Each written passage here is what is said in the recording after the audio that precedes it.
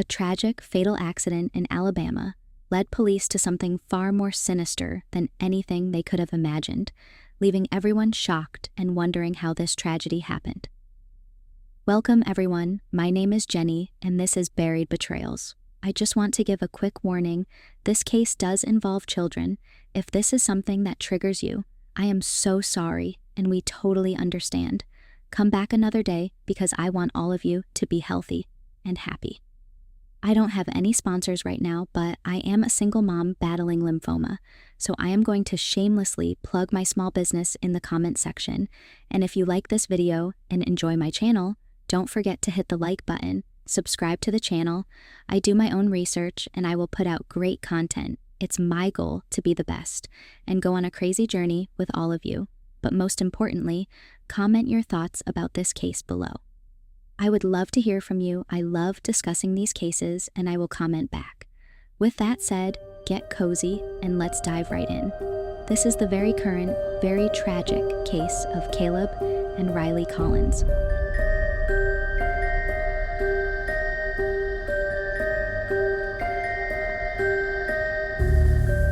On December 8th, 2024, at 10:24 a.m., a black Toyota Tacoma sped down Fayette County 73 in Alabama at 92 miles per hour, with 44-year-old Steven Collins at the wheel. In the truck was Steven's wife, 22-year-old Wendy Bailey, and Wendy and Steven's daughter, 2-year-old Ryleigh Collins. All three of them were unbuckled and unrestrained. As Steven tried to maneuver a curve at high speed, he was unable to control the truck, and the truck ended up wrapped around a tree that Steven hit with full force. Ryleigh died at the scene at 11 a.m., Steven died the following day at the hospital, and Wendy was left in critical condition in the ICU.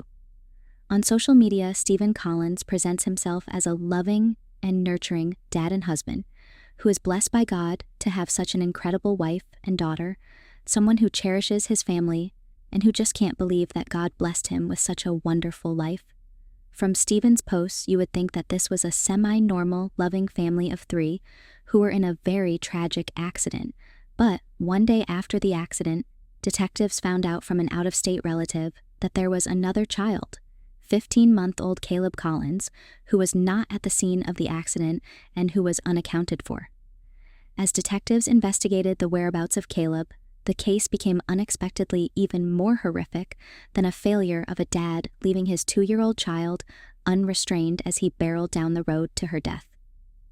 When you look at Steven and Wendy's multiple FB pages, it is almost as if Caleb never existed.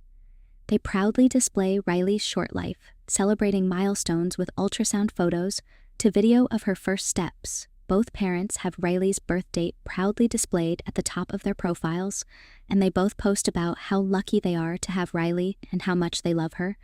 But there is no birthday listed for Caleb, no proud posts as he hits his milestones, no posts on how much they love and adore their little boy.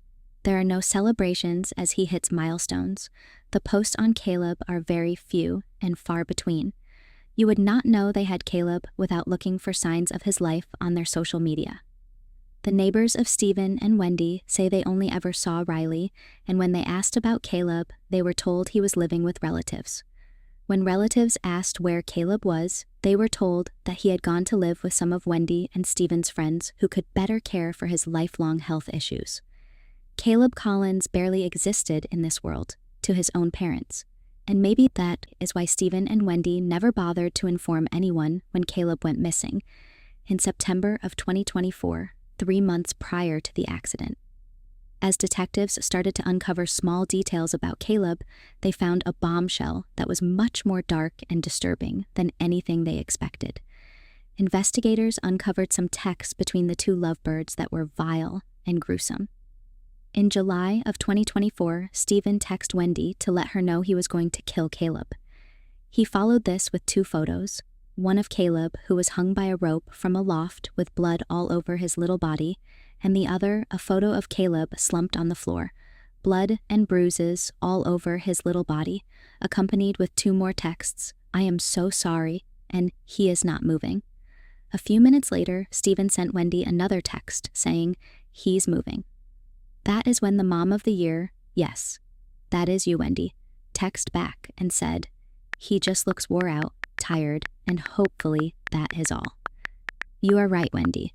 It's very tiring for a small child who looks up to his parents as protectors and providers to be bound and hung by a rope while his 44-year-old poor excuse of a deadbeat dad uses him as his punching bag, all while Mom, the person who is supposed to love him unconditionally, did absolutely nothing to help him.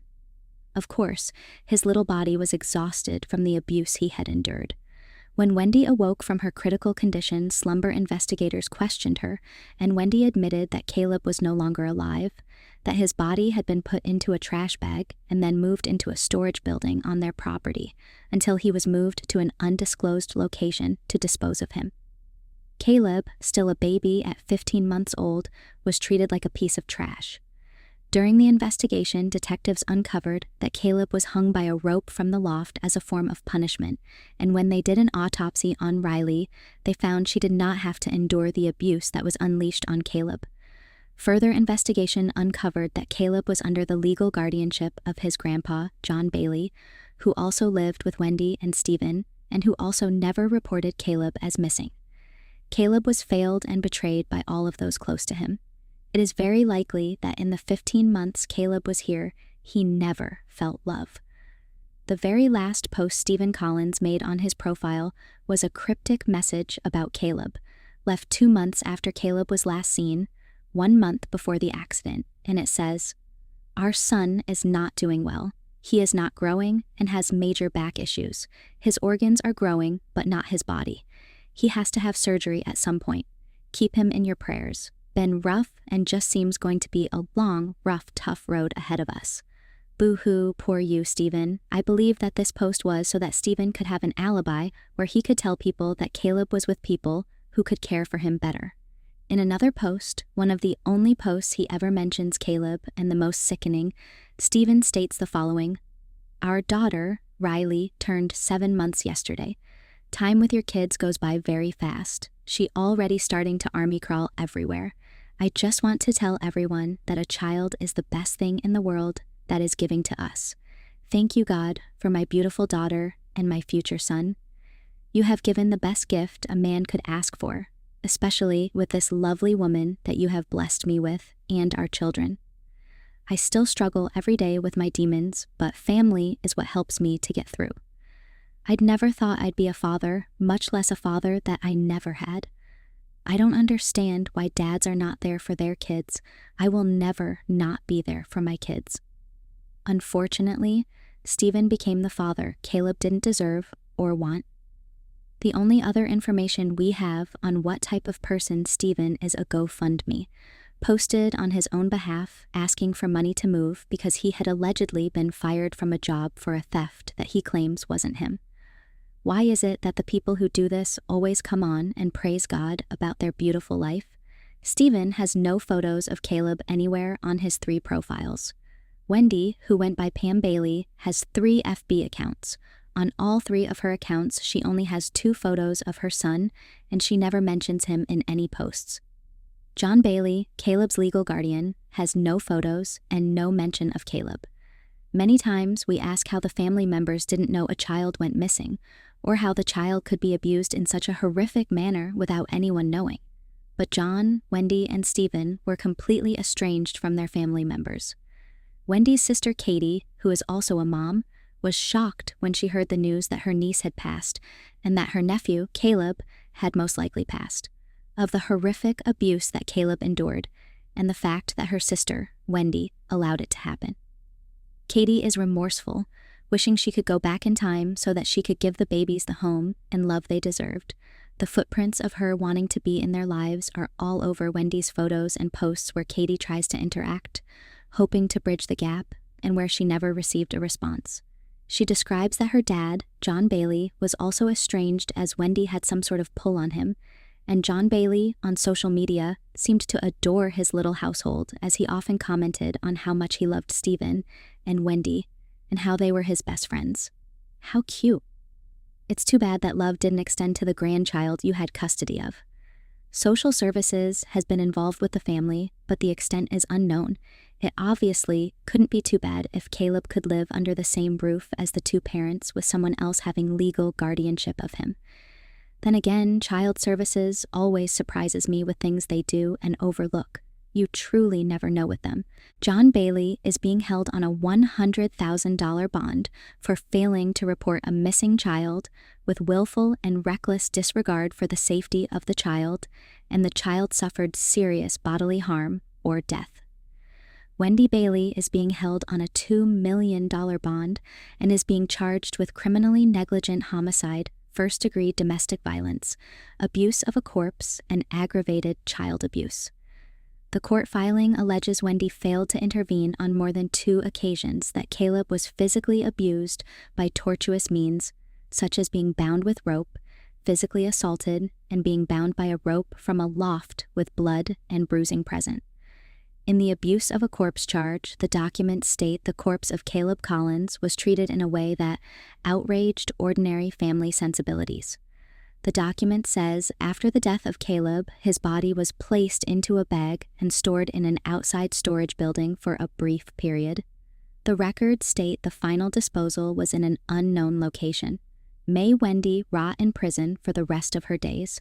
Court documents are posted, and I just want to give warning they are graphic. Steven Collins got the easy way out in his exit with a ticket straight to hell, and in the wake of the death and abuse of 2 beautiful children, we are left asking why and how this happened. There is a lot of speculation on if Steven drove into the tree on purpose, but the detectives did a crash reenactment that had the car spin out prior to hitting the tree, causing it to wrap around it. I almost wonder if that is the day they disposed of the body and he was trying to beat time, so they had an alibi and could say, there was no way for us to make it out there in that time. I just don't know why you go that fast with your little girl not buckled in without having a death wish. I always have a hard time understanding how 3 people in the same household could be so heartless. If you do not want to care for your child, there are plenty of people who will, me included. There is no reason to ever harm a child. As we continue this case, I will always update you with new details on my social media platforms. May God watch over those investigating and covering this case and help us find Caleb and bring him home. I am currently stuck using voiceovers as I battle lymphoma, but hopefully soon I can change that. Until next time, you guys, stay cozy, stay safe, and I will see you next case.